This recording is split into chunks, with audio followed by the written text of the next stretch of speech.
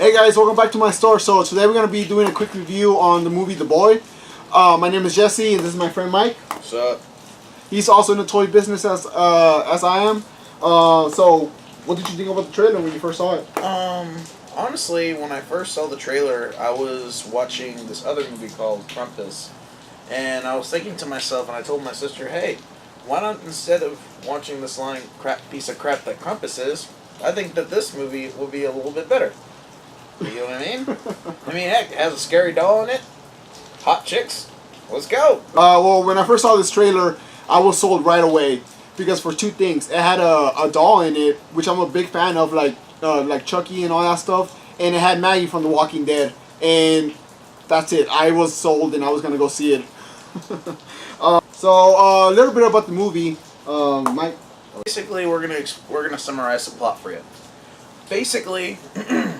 Basically, Maggie, or in this case Greta, goes to Britain to escape her abusive boyfriend, and by doing so, she agrees to be a caretaker for this couple called the Hershires, and he was going to take care of their son Brams.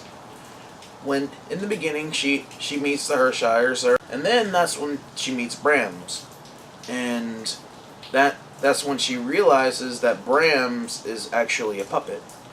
And not a puppet, a doll. A doll. A doll. It's not a fucking Muppet or anything. It's a doll. I didn't say Muppet. I said puppet. All right. Now that they find out that Brams is a doll. He finds out that Brams is a doll. And at first she's really shocked at this, but then she shuts up because the Hellshires are looking at her really weird.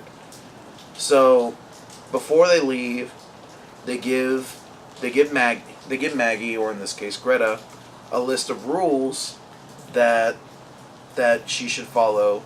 So for Brams, and at first she doesn't really do anything. She pretty much just ignores Bram for the first few weeks, and she's just lounging around the house getting free fucking money. Well, not a few weeks, but a couple of days. Okay, a couple of days. She spends a couple of days over there basically getting free money. Man, I wish I had that job. Sit around the house, eat chips all day, and just freaking get money. I would not do that. It's a fucking huge house. It's scary, and then there's a doll, and I wouldn't do it. Nope. I don't know. I would not do it. But yeah, she basically ignores Bram and doesn't follow the rules, and she ends up befriending the pretty hot boy toy, which was the Hellshire's grocery boy, and his name was Malcolm. So after being with Malcolm and having some chats with Malcolm, she begins to realize some really odd things happening in the house. Then one night, Greta is talking with Malcolm, and he's basically telling her about Brams, because back in the day, he was telling her about basically his story and all that his story, stuff, what happened, how they lost Brams and all that stuff. Yeah, and shortly after that, probably like maybe a day after that, her ex finds her. Her ex tracks her down, and you know what this bitch does? She cooks him dinner, and then she makes him a place to sleep at night. Man, I'll be like, bitch, get the fuck out of my house! What the hell are you doing over here? Well, she was scared. He wasn't gonna do it. Call the goddamn cops! I would have done that. Call the cops, but good God. Good God! The first thing, what is this? What would you do if you were in an abusive relationship? Would you let that guy say? I would be like, oh hey, I'm gonna make you dinner. Let me just go get some stuff from the grocery store. I'd go off, and then I'd fucking call the cops and get his ass out of there. That's true. I did not understand that part. I'm like, I can understand she was scared, but But basically, And basically after that, the boyfriend wakes up in the middle of the night, finds blood on the wall saying to get out, and she suspects Greta or Malcolm of doing it.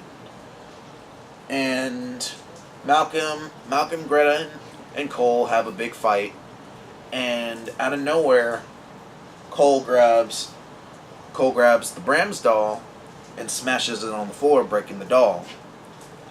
Then after this, the house starts to shake. Yeah, like an earthquake too. Yeah. Like, how the hell does he even do that? But before we say anything, if you haven't seen the movie first, go ahead and watch the movie, because this is a spoiler alert. Because we're basically going to bring out the entire ending at this last part. So, please, spoiler alert if you haven't watched this part yet. So basically, this is what happens. Dun dun dun! The doll is not alive. The doll is alive. The doll is alive. The doll is not alive. The doll isn't alive. There's a guy living in the walls. The guy, Brams, is actually alive, and he's been living in the walls ever since his accident. So he breaks out of the walls and kills her boyfriend, well, her ex-boyfriend, and chases Greta and Malcolm across the house. They go through the house, they go through the walls, and then all of a sudden, Malcolm gets trapped and gets knocked out by Brams. So Greta escapes, but in order to save Malcolm, she has to go back into the house. So she ends up tricking Brams into going into the bed. That was pretty funny. I thought that was really funny too. But I think the funny part was when he was in the bed. Well, basically he tucks her in, and then he asks for a goodnight kiss, and then he's like, nah, that's your punishment. You can't have a goodnight kiss. Good excuse. Then he grabs her on the arm, and he's like, kiss, kiss. And then he basically tries to make out with her through the mask, and that's funny. And then she stabs him with the chisel, and then all of a sudden, he basically just freaking just pushes her into the wall, basically like 300 style, pushes her into the wall. That was really unbelievable. It's like she was made out of paper. It's like, how? What is he? Does he have superpowers? I was just like when I first saw that scene, I was just like, damn. He did it with one arm? Yeah, he was just like, pushes her into the wall. That was really unbelievable. But after that, they have a little struggle, but then Brams ends up supposedly dying. Then after that, she takes Malcolm and then drives off into the sunset. But, oh my god, scary movie cliche number 579, Brams is still alive and the doll gets put back together. And then that's how the movie ends. In case for a sequel. In case for which you know what's gonna happen. Which The Boy 2? The Boy 2. The Boykening. The Reckoning. The Reckoning? The boys are back. The boy's okay. But basically my thoughts on the movie, honestly, it had a really good potential. It had really strong characters, but honestly, things just didn't really make sense in the movie. Like, it just felt like things that were just tacked on to the movie just to save time. Like the conversations with her sister, and then like those basically was just her bitching about her ex-boyfriend. And then I mean, I guess that they were supposed to introduce like the boyfriend and how he was going to go to the house, but it was just like it just really didn't really make any sense. And then her reaction when she comes in was just when he comes in was just really bland. Yeah. Honestly, while the movie was going on, I had a whole bunch of different theories on how Yeah. how the yeah, movie same was here. gonna Yeah. how the movie was going to how the plot twist, because I knew that there was going to be a plot twist. I just didn't know what. Yeah. Like I started suspecting that maybe like maybe Well, one of my theories is I thought the boyfriend was actually in the house since the beginning, moving the doll. That's what I thought. honestly, I thought that it was going to be maybe Malcolm, because he knew him when he was a kid. I thought that was going to be like he was Bram's, and he was moving the doll the entire time. I thought that was going to be how that was. But then, honestly, the twist at the end was really... Honestly, I wasn't expecting it. No, me neither. I honestly wasn't expecting how the ending was for that movie. Well, once the hole was on the wall, I was like, what the hell's in there? And I was just And like, then I saw was just something coming like... out. And then when we see Brams for the first time, like the real Brams, I'm just like, what the fuck? Like, that actually surprised me. That legitly surprised me when I saw Brams come out of the wall. Mm-hmm. But honestly, up until that point, you can't really call this movie a scary movie. No. Like, no. honestly, there's it's more like, of a suspense movie. it's more of a suspense movie than it is a horror movie. Yeah. Like, honestly, or a psychological thriller, because there's really 2 jump scares in the entire movie, and both of them There were dreams. They were dreams. One was with, I think, what was the first one? I think. The hand came out of the portrait. Yeah, the first was the hand coming out of the portrait, and then the second one was when she pushed the doll's neck. Oh yeah, I remember that. Neck right there, and then the doll's face moves like that. Honestly, that part, I hate to admit this, but that part did kind of scare me. honestly, the funny part was, during that part, like I was in the theater with my sister and her boyfriend, that part didn't scare me. What scared me was the fact that my sister's boyfriend decided to be an asshole and just scream at the top of his lungs. And then he scares the entire theater. And then I'm just like, dude, what the hell? And then everybody's just like, dude, what the fuck? For the entire rest of the thing.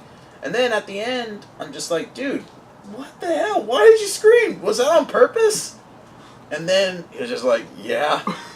I was like, dude, what the hell? You scared the crap out of me. Who knows? That's probably a lie. He probably was scared. He was just covering. No, he was being a dick, and he decided to decided to be an asshole and just fucking scream at the top of his lungs. But honestly, like I say, it had a lot of missed potential with the movie. Honestly, when the Brams in the grand scheme of things, I really hoped for this movie to be a lot scarier than it was. I agree with that. I thought this movie was going to be a lot more scary. But don't get me wrong, the Brams doll is creepy as hell. Yep. Because honestly, it makes you think. It makes you actually believe that the doll is alive, that the doll is moving. Because I was let down with that. Yeah. Because every time, like she picked up the doll, or the doll was put somewhere, it was always looking at the person. It was always just staring at the person it was looking at. Yeah. Like it was either staring at Greta or Malcolm or the boyfriend. Yeah. And that's what I really liked how they did that. But like I wish they could have explained more of Bram's story, maybe. But maybe saying more that he was like an odd kid, and because a thing that was kind of like brushed under the door was the fact that Brams killed this girl, killed her like killed like his playdate. Yeah. And like in the fire that happens, basically there's a fire, and and that's what supposedly killed Brams. Yeah. But they don't really mention the fire. Like they don't show any. I wish I wanted to see some cutscenes that showed the fire. Yeah. But who started the fire? The parents did again? They never say. They never say? Yeah, they were gonna question Brams about the disappearance of the girl, and then the fire happens. What I'm thinking, this is my opinion. I think that the parents are trying to kill him, so he wouldn't go to jail, but he ends up surviving. So then they have to play off that he was a doll for the rest of his life. Yeah, that's one part of about the movie that I really didn't understand. Like, why was he really living in the walls? Like, I know, my theories is I thought they were just trying to cover up, pretty much. Just try to keep him safe. Maybe they didn't want him to be in jail or anything like that. But I don't know. This movie just keeps you asking questions and more questions and. And honestly, it kind of ends very, very anticlimactic. It was a very anticlimactic ending to a very possibly good movie. Yeah. Honestly, it's not really a bad movie, to be honest, but it's not really a good movie either. Like, if you want to go watch it, go ahead. It's a very interesting story. It is. Yeah. It'll keep you on your toes. It kept me on the toes the last 10 minutes of the movie. Yeah. I think the best parts were the last 10 minutes of the movie. You think those are the best parts? I think the best, yeah, honestly, the parts where Bram is revealed, I think that was the best part. I thought that was some of the best parts of the movie. Well, the best parts of the movie for me were when we actually thought the doll was alive. Those were the best parts for me. But at the end of the movie, towards the end of the movie, I was like, I hated that the doll wasn't alive. Yeah. Honestly, I wish they could have done it to where, like, maybe Brams was actually just dead, and maybe the girl was the one that was possessing the doll. That's another one like, of those. What do you mean? Like, as in, like, she's crazy all along and she's just... No, not Greta, but you remember Bram's friend? Oh, the girl. Like, yeah, that's yeah. what I was suspecting, because every time she looked at the pictures and all that different stuff, like, flashbacks would, like, the pictures of the girl would flash in her mind and stuff, and it would, like, flash on Brams and the girl and all that different stuff. Mm. And that's why I assumed that maybe it wasn't Brams controlling the doll, but it was actually the girl's spirit that was controlling the doll. Mm. You get what I mean? Yeah. I mean, I would have actually kind of liked that, but... So, overall, what are your likes and dislikes about the movie? The likes, I liked the design of the doll, to be honest. It had a real... If they actually make a replica of Brams, I'm gonna buy it. I'll buy that for the store, just for decoration, to scare the kids. Yeah, that's actually... It was a really nice... It was a really nice design for the doll. Mm-hmm. And to be honest, the characters were pretty good too. The only character I didn't really like, this is part of my dislikes, was the boyfriend. Because ex-boyfriend, yeah. Yeah, the ex-boyfriend, because I felt like his story was just tacked on just to add time to the movie. And other than that, I mean, like, I liked the actress. She did really good in the movie. Yeah, she did. So did Malcolm. Malcolm did pretty good too. I thought some of the banter between Malcolm and Greta was really funny. How he was always constantly hitting on her, which I actually just particularly loved. Those are my dislikes and likes about it. Yeah. And you? Well, pretty much, I'll keep this short. What I like about the movie was the concept about the doll. That the doll was alive and the doll was, like, possessed. That's what I really liked about the movie. What I dislike was that the doll wasn't really possessed. There was a guy moving the doll. But when I was watching the movie, I came up with a theory. It was like, there's somebody moving him. There's a, I don't know, I thought it was a boyfriend, like I said, the ex-boyfriend. But when I saw him, he was huge, and I was like, no, it can't be him. It can't be him moving the doll, because he's too big. I mean, like, there's no way he's just creeping around the house moving the doll. And basically, and this is our rating. Basically, I think it was an alright movie with an alright premise. I don't think it was a particularly bad movie, but it wasn't a particularly good movie. Yeah, I It had a agree with very that. good story. It had an alright story and an alright plot. And if you like the character, if you like Greta from, if you like Maggie from The Walking Dead, then I think you'll like this movie because she actually did a pretty good deal with this. She did. I think she did a pretty good job too. So I honestly give it probably a 5 or a 5.5 out of 10 Okay. because it was, once again, it wasn't a bad movie, but it wasn't a good movie either. So I say it's not really a movie that you would see in theaters. I'd say just probably rent it or like get it online for cheap, or wait till it's cheaper and then watch the movie. I got a feeling that this movie is gonna be like in the bin, you know, in a $5 bin pretty quickly. So Yeah. yeah. Like, just wait till it gets to a $5 bin and then go ahead and watch it. I give this movie a 6. I'm gonna be generous with this movie because of the doll. I really like this movie, but it makes you ask a lot more questions. Like, how the hell did he move the entire house? Was the house really that fragile? Just started shaking the walls and the whole thing started moving. Then the lights started flickering. Like, it looks like it was an earthquake going on. Like, I have no idea, but I give this movie a 6. It was a good movie, but not the best, you know. So that was our review, guys. I hope you enjoyed this video, and if you like this video, please like and subscribe. If this works out, me and Mike will be making more videos in the future. Yeah. I'm thinking of doing a review on the Deadpool movie. Yeah. Well, why don't we do a movie on Krampus? Because I already mentioned it. Well, And I haven't seen that movie. why don't you go ahead and watch it? I think it's already in the bargain bin now. I really don't like that movie. I heard it was good.